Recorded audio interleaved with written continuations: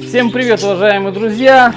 Меня зовут Виталий, я на этом канале снимаю не только про попугаев, про дачу, про бизнес, ну и все такое. У меня начинается новый сезон. Сейчас я посадил птиц на гнездо. Вот эти все домики, про которые я рассказывал. Вот посмотрите, как они располагаются. То есть можно их располагать по-разному.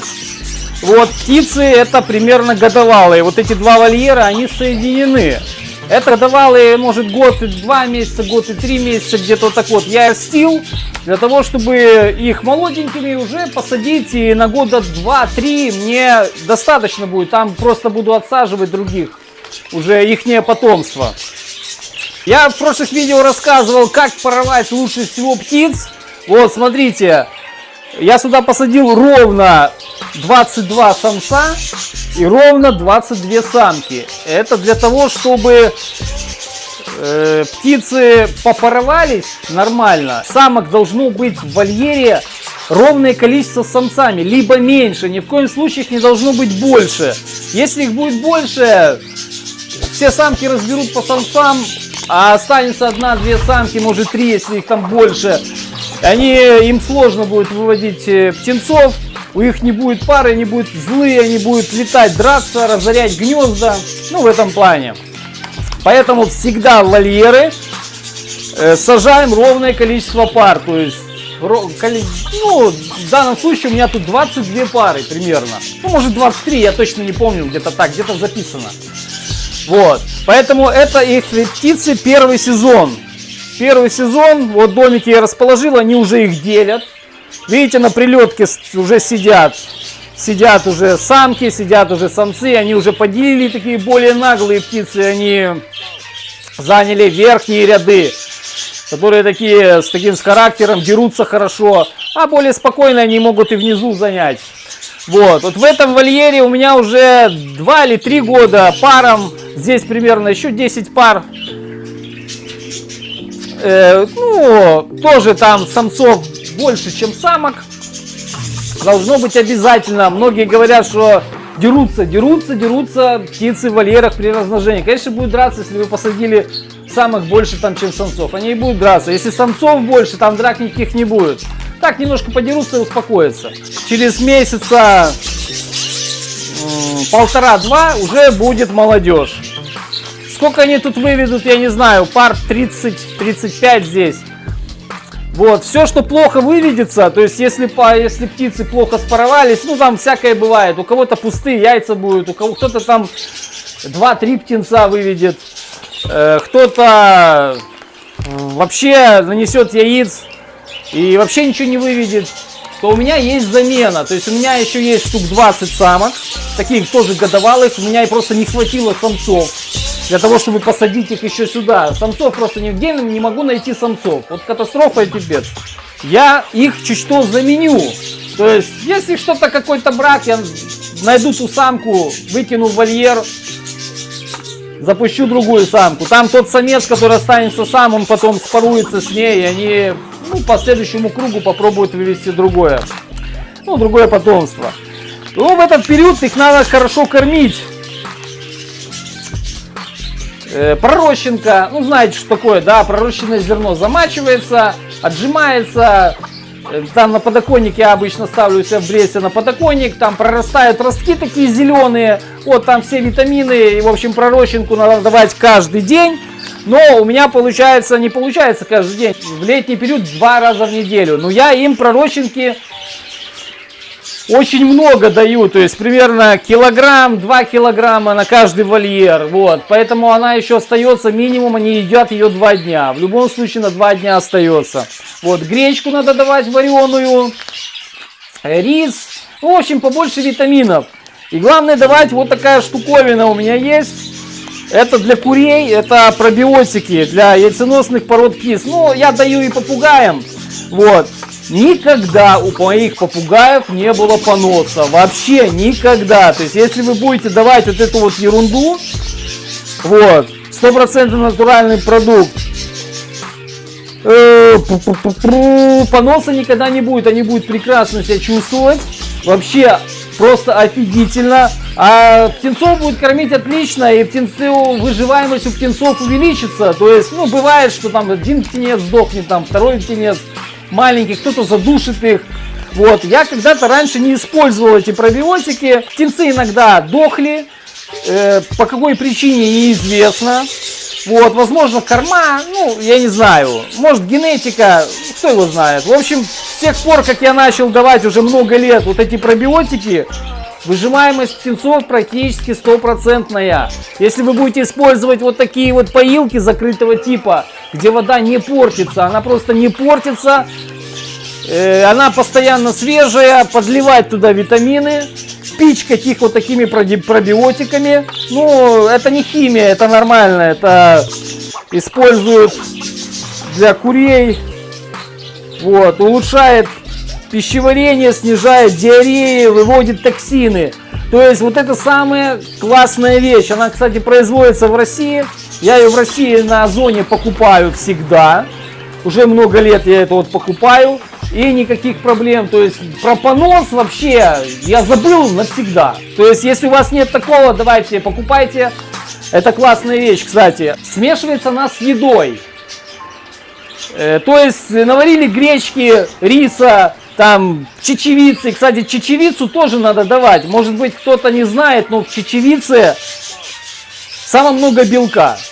В общем, чечевица по белку на первом месте. У меня сейчас, ну, нет чечевицы, я сегодня им не сварил, я на следующий раз им привезу чечевицу. Ее надо там перемолоть, сварить, перемолоть. Но им нужен белок, а в чечевице он, ну, очень много. Это первый продукт по белку, это чечевица.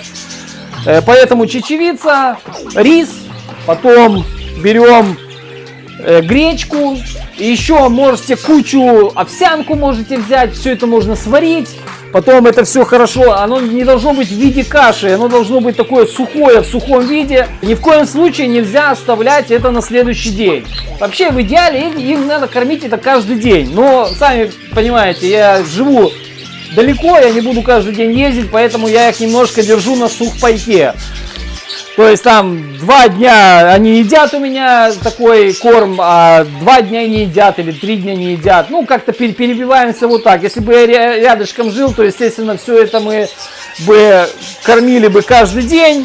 И они были бы еще здоровее. То есть у меня есть попугаи, которым здесь 6-7 лет. Они еще выглядят как будто годовалые. То есть такие, они прошли, можно сказать, такой эволюционный отбор, потому что когда-то у меня здесь не было отопления, у меня попугаи зимой жили без отопления. И вот есть у меня 5-6 самцов, которым 5-6 или может 7 лет, вот, и они очень хорошие генетически. То есть они после их хорошего потомства выводятся, ну, в общем, в этом плане. Вот, от них я постоянно оставляю этих самцов. От этих вот самцов, которые выжили в таких экстремальных условиях. Я вот смотрел в ютубе, многие снимают ролики, держат на улице при нуле, да, куда их держать на улице при нуле, у вас вечно будет слабая птица, потому что перепад сегодня плюс 10, а завтра 0, или плюс 15, а завтра 0, да они заболеют, запоносят, и какое они там потомство принесут, им нужен... В любом случае, им нужен температурный режим. Это ж недаром, они ж не живут на улице здесь, как воробьи, как синицы, которые привыкли, как климатизировались в этих условиях. А если попугаев держать на улице, да еще и мороз ляснет ночью, так им вообще капец будет. Вот, у меня есть такие попугаи, которые прошли это все. И мороз прошли, и, ну, в общем, в этом плане. Поэтому пробиотики, вот эти пробиотики, они обязательные. Обязательно я даю всегда, когда даже не вывожу попугаев, когда вывожу попугаев. То есть они всегда даются. Ну, сварили вы, вот все, что я сказал, да, каши наварили, взяли чайную ложку, все это посыпали сверху. То есть на каши посыпали сверху, не размешивая, потому что попугаи не будут есть гречку, рис, там, чечевицу и все такое, они будут есть и пробиотики. Поэтому для того, чтобы они не болели, нужна нормальная кормежка. И нужны обязательно вот эти пробиотики. Потому что бич волнистых это желудок. Желудок, желудок и желудок. Чуть что-нибудь не то съели, как у меня раньше были, запоносили. Вот, попробуй их там вылечить, антибиотики давал и все такое. Сейчас у меня никаких антибиотиков. Уже много лет не даю никаких антибиотиков. Забыл, что такое вообще антибиотики. Нафига их вообще давать? Ни таблетки, ничего, никакой химии. Главное нормальная кормежка. И главное не оставлять это на следующий день. Потому что все это пришло опытным путем. У меня были случаи, когда я просто яйцо покрошил, гречку покрошил. Оставил это все. Они целый день ели. Целый день ели. А я ночевал в это время, то есть я приехал в субботу, мне надо было переночевать на воскресенье. Я думаю, ага, уберусь на следующий день. То есть в субботу утром поставил, в воскресенье вечером забрал. Ага, в понедельник уже труп валяется. Уже труп валяется, уже смотрю, некоторые запоносили. А с этими кормами происходит что? Особенно яйцо, особенно гречка и все такое. Больше там 12 часов они не должны находиться в вольере. Птицы должны есть, и обязательно вечером надо забрать. Все, забрали, никаких не будет проблем. Я сначала думал, в чем дело. То есть решал, вроде корм стоит там 20 часов. И ничего страшного там особо такого и нету. Как раньше, когда я был начинающим, то есть только начинал разводить волнистых попугаев. Я думал, что, блин, ну вроде пишут там... Можно подержать сутки, этот корм может постоять, они должны есть и все такое. И оказалось, что вот нифига, никакие сутки он стоять не должен. Закисает моментально при температуре 20-23 градуса. Больше там 10 часов с утра поставили, вечером забрали. Обязательно, все. И еще если они раскидали вокруг, это все надо собрать, чтобы, не дай бог, они там... не съели что-то порченное. Вот. Все с тех пор, то есть методом экспериментов, и мне дошло, что больше 10 часов нельзя оставлять мягкие корма. Ни в коем случае не оставляйте больше 10 часов мягкие корма. Все, я просто стал убирать. С утра дал, вечером забрал. С утра дал, вечером забрал. Пробиотики. Все. У меня ни одного попугая нет поноса. И не будет. Потому что уже с годами это все пришло, вся эта технология, как кормить, как поить и все такое. У многих разводчиков видел не такие вот поилки, а другие какие-то там поилки открытого вида. Ну ладно, это, не знаю, уже давным-давно отошел от этого открытого вида, там они позасирают все это, а потом лечи, антибиотики давай. Поэтому у моих птиц нет никаких антибиотиков, никогда уже много лет не даю. Просто незачем. Здоровые птицы с хорошим питанием, это как человек. Хорошо питайся, поддерживай температурный режим. И это ж голый на улицу не пойдешь, правильно, там заболеешь моментально. Холодную воду тоже пить нельзя, горло заболеет. То же самое с птицами. Нормальный режим, никаких проблем не будет. Плодятся, птенцы выживают 100%, практически там 95%. Там могут только задушить. Чуть что вдруг. Вот, поэтому вот такой видосик я снял. Давно просто не снимал, сейчас как раз снимаю про забор. И заодно, думаю, зайду, у меня тут капитальная уборка была. Я свой там под вольерами, где я как-то рассказывал видео про перья-сборник. Я полностью собрал все перья, около 4 килограмм. 4 килограмма, представляете, перьев было. То есть в мешок собрал все это примерно так на вес. Они вроде легкие, но их там вот такой слой. Этих перьев давно не собирал, может год примерно, они там особо и не мешали, лежат там снизу, и они там прилипают, вверх не поднимаются, поэтому никаких проблем. Вот такой вот коротенький видосик я снял, ну, рассказать, что в этом году я уже посадил всех на гнездо, ну и как там будет получаться. Буду снимать ролики, покажу яйца, птенцы, как они там будут подрастать. Ну и все такое буду рассказывать о волнистых попугаях. Вот. Ну, как-то так. Ну все, друзья, такой вот короткий ролик. Ставим лайки. Подписываемся на канал, кому интересно. Если кому-то что-то еще, какие-то вопросы интересуют, пишите в комментариях. Я по мере свободного времени сниму видео, по каким вопросам еще тут что вам там рассказать. Все, всем удачи, всем пока. Пока.